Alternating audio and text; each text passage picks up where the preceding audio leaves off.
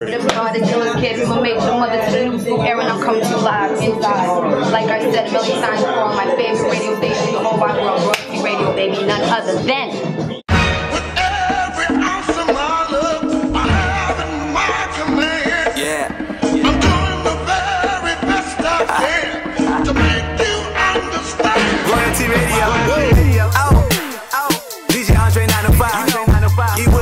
E. Williams, CEO Face, and you know, Paco, Melly Mel, it cost me, D to the R.E. Wowzers, I try to tell these rappers, yo, go get away. Wowzers, we run this radio like every day. Wowzers, oh, don't be mad.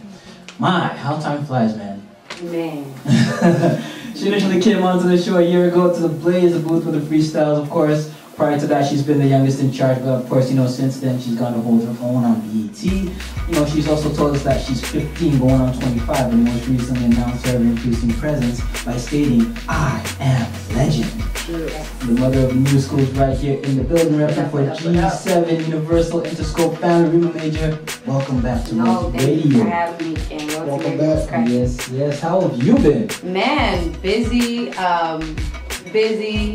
good, thanking God, and good. How y'all been? Oh, we've been, making it do it too. Getting back to your track listing on I Am Legend, I mean, from the tracks The Light through to The Struggle, Father, religion plays an important theme within your tracks, you know, be it staying on the straight path, hypocrites. How exactly do you, of course you dress them in a manner that makes one thing, but how of course do you manage to tiptoe that line, making sure that you don't fall in that batch of being a hypocrite or, you know, not walking that straight line? When I talk about God, my #1 rule is just keep God first and He takes care of the rest. I'm never going to say don't do bad things, because I abide by the laws of the book. And in the book it says everyone's a sinner. So whether you're Benny Hinn or you're the little nigga on the block, you're going to sing. So that's how it goes. And when I mention God, it's just, you know, just an embracing and love for Him. Like I said, I speak about what I'm fed with in my experiences, and I come from a very religious household, you know what I'm saying? Like my mom, if I call her, she has a speech about, like, did you read the Bible? You know, did you say a prayer? Do you need to pray right now? So that's why I incorporate that. So I'm never worried about being a hypocrite, because, like, I keep God first. He takes care of that. And, I just speak for what I know, and, you know, the ones who relate will feel me, and I guess the rest will be confused and find out later on. That's fine. All right. Of course, you've been working exclusively with your G7 family in terms of the features that you have on the mixtape. For future projects that you're doing, will you look to branching out and working with other artists, or just remain within the G7 family? No, definitely I'm going to have to collab, you know, now that I need to deal with Universal, Fashion so there will be a lot of big dope features on the album. I'm actually just working on right now. I've been collaborating with like different producers, like Bang of Dash, DJ Tune, The Business, you know, just getting in there creating like big records and sounds. So there's definitely features, so look out for that. 2012's going to be a good year. Most definitely. Of course, now, considering the allure that, once again, we're going back to this, but considering the allure that Nicki Minaj had when she came out, working with various artists across the board, have you been approached in the same fashion by a lot of artists saying, yo, I want to work with you, when can we get a track together, or stuff like that? I've been, I don't think I've put out enough to even really get that recognition, but yeah, definitely, I've got like Embrace, you know, like the last person I guess embraced me on some Little Sister shit was Rick Ross. Like, I was in Miami and I was just sort of chilling in my business manager's crib, and we were shooting the viral from the one, and he's like, yo, Rick wants to meet me in 5 minutes. I'm like, Rick who? He's like, Rick Ross. And I'm like, which one? As if there was 2 or something. But anyways, yeah, we met up and it was just love. It was on some what up kid boss, and I'm like, what up boss? Like, yo, go get your cameras right now. I'm like, hold on, I'll be back. So we drove right around the corner, because I was right around the corner, we grabbed the cameras, and he was just sort of in there like it was like a couple times. So definitely, you guys will see, you know, stay tuned. Follow me on Twitter. Alright. YouTube. Well, when it comes to songwriting, you have 2 choices. You either write something based on what happens in your real life, or you base it on personal experiences or fantasy, of course. With your songs, a lot of them, it seems like you've been through a lot in these 16 years. How do your fans relate to these same emotions, you know, that you put out as they listen to your music?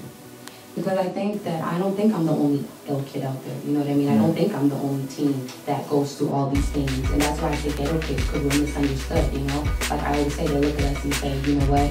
I think people, I always say this, people sort of have the wrong approach sometimes, especially the old generation. Like they say, oh, she should not dress like that. She should not say those things. And I feel the right approach should be, why is she dressed like that? why does that kid say those things, you know? There was obviously a time in my life and a current series of events that happened that lead me to make me who I am today. I didn't wake up one day like, oh, I'm gonna be grown today. No, it doesn't work like that. It's like getting rich and broke. There's nothing really happens overnight. So I think that the ghetto kids will relate, and at the end of the day, I feel people go through different situations and they learn the same lesson. So whether the girl in the Hiltons goes and does something crazy and the kid in the hood does something crazy, but at the end of the day, they both learn that, you know, friends are not always going to be loyal. So even though my story, you won't exactly relate to my storyline, I believe there'll be other people who relate to the message. Either way it goes. So. Of course, much has been made of the fact that people initially, prior to turning 16, were feeling that you're not stating your true age. Right. You spelled that on Rap City with 2 X. Now, of course, maybe some people did not see that. Right.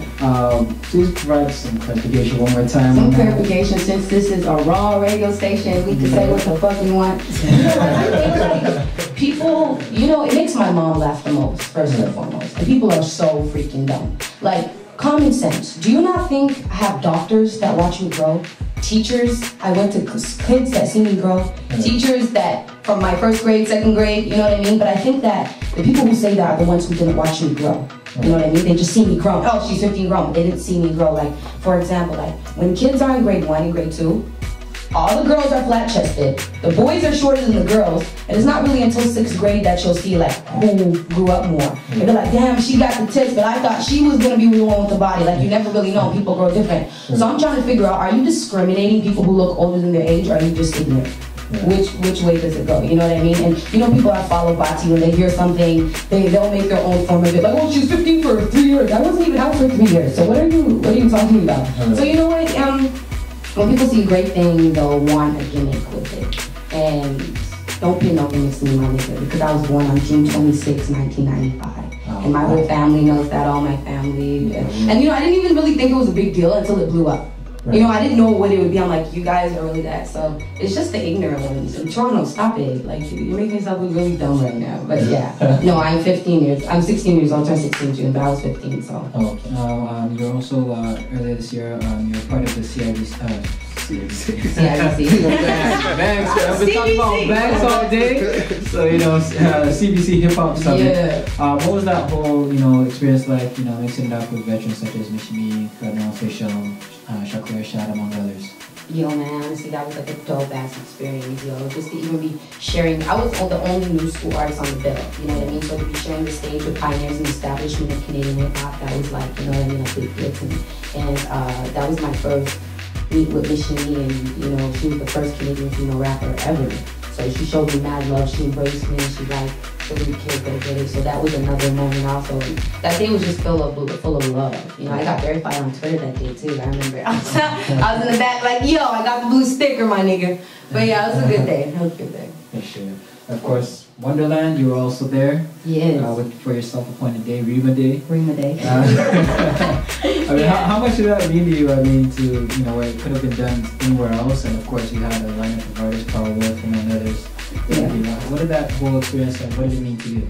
It was fun as fuck, yo. Like, it was just fun. I chose to do it at Wonderland because, you know, at the end of the day, people are like, oh my gosh, she's so compassionate. Like, I'm still a kid, you know what I mean? At the end of the day, I'm still gonna want to run around. I went on all the rides, almost all the rides, and of course, like, I didn't wait in the line. You know what I'm saying? That's that, yo, kid shit. You just walk and then you get on. Yeah, I'm playing. But yeah, so we got to ride all the rides really fast. You know, I got stung by a bee in my mouth. Right, yeah. So my manager says I'll be getting a lot of money because of that.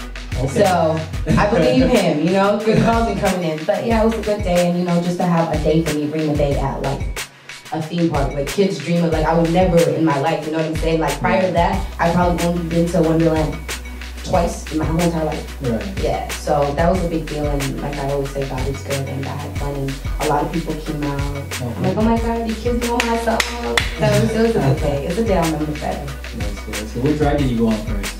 I went on the biggest ride first. Behemoth, yes, that's where I got stung by that disrespectful bee.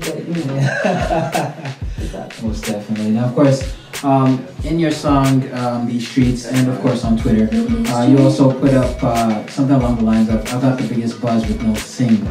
Right. Now, single-wise, what are you working on at the moment, and what would be the blueprint for the ideal single? Hit.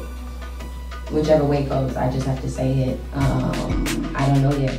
It's gonna be authentic. It's gonna be me, 100%. You know what I mean? I'm not gonna change one day randomly and pop up and, you know, I'm still be spitting. So I don't know what it's gonna be yet. We haven't, we kind of made this and kind of did it. But that's what you gotta look out for. But no, it's gonna be a dope track. Whichever way it goes, it'll be hit. All right, all right. Now, of course, considering the vested interest in you, is there any pressure being felt by you trying to come up with that perfect single that, you know, will launch you among the hip-hop elite? You know what, I don't find myself being, I'm not worried about being perfect, I'm just being me. You know, I'm more concerned about being me. I think when you are you, you're perfect. Pressure in terms of everything that's going on, no, you know, it comes back down to God, man. I don't mean to sound, I don't want to be preaching and all that good stuff, but you know, He never gives anyone what they can't handle. So of course there'll be days where I feel like, oh my gosh. But then I just take it as reassurance that something bigger is gonna happen, because I believe like when you go through something crazy, it's only because like you're about to get something big and you needed to go through that. So it's been good so far.